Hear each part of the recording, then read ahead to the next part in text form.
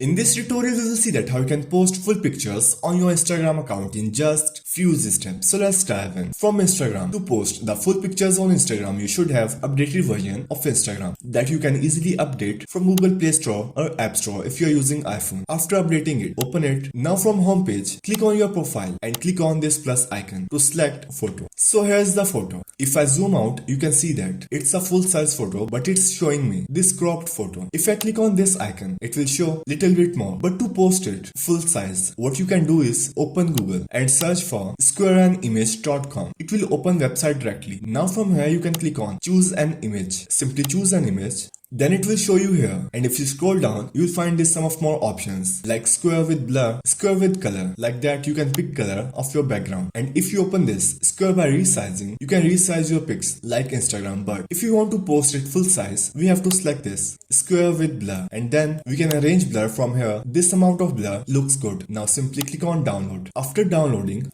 open your Instagram again and select your photo. It's here. You can adjust it and click on next. So here's our photo. So that's how you can post full size pictures on your Instagram account.